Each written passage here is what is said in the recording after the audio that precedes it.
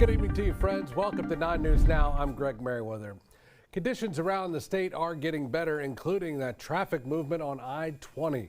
The governor has said that the state has nearly doubled the number of linemen and crews working in the northern part of the state, including some from right here in Baton Rouge. She is hopeful that roughly 90% of customers will have power restored by Thursday there in North Louisiana. 5 more Louisiana folks have died now due to the winter storm, bringing the state's total to 8. In DeSoto Parish, officials say a 79-year-old woman died from lack of oxygen after her oxygen tank failed during power outages. Also in DeSoto Parish, a 46-year-old man died in a car crash running off the road there, the icy roads. In Sabine Parish, authorities say a 62-year-old man and 59-year-old woman are suspected to have died of hypothermia in their homes after losing power. And in Franklin Parish, you see there a 78-year-old woman died due to hypothermia. Also in North Louisiana, several agencies are working together to sort through this traffic nightmare. Hundreds of drivers have been stranded on the road for over 24 hours. This is video from I-20 between Arcadia and Ruston. The Department of Transportation and state police say they have been working around the clock to get everyone out of their stalled cars. The National Guard brought in some heavy equipment to push the 18-wheelers off the road and clear the interstate. Excuse me.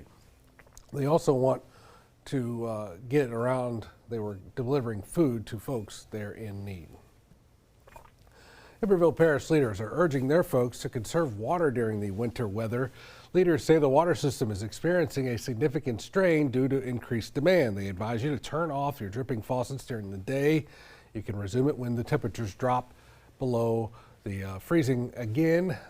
They say the limit of water use is basically to avoid, if you can, laundry, running your dishwasher, or excess water for non-essential tasks.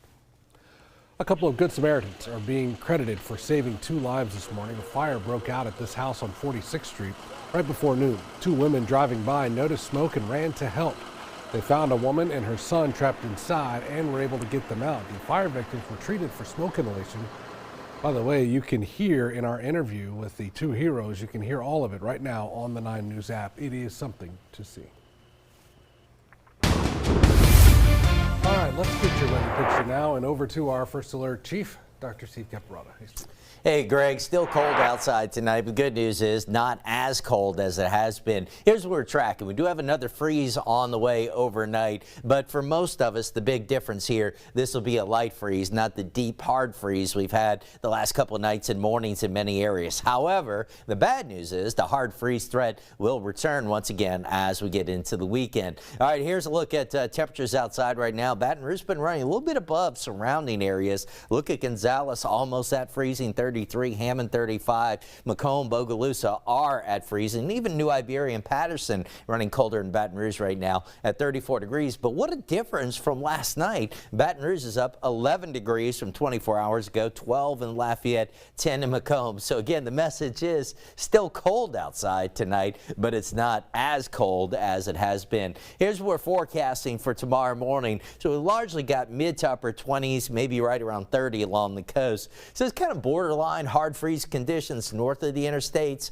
Hopefully at this point you've got your pipes protected, especially if you're north and northeast of Baton Rouge. If you want to drip your faucet tonight, you can do that to be safe. I think most will be fine. Of course, you heard about issues like in Iberville Parish where they're actually asking you to conserve water. But I think in Iberville, the dripping isn't even necessary tonight. All right, we start out mid to upper 20s tomorrow morning, upper 40s at noon. Highs will top out in the mid 50s. Few clouds early. Should be sunny into the afternoon. But looking ahead, we're going to have our next Arctic cold front moving through by early Friday. Slight chance of showers. And look at the weekend. Happy parade time. Boy, good luck with that. Mid-20s Saturday morning. Highs only in the mid-30s. Many of us could be back into the teens by Sunday morning and potentially going to be right around another hard freeze to start out on Monday. Greg?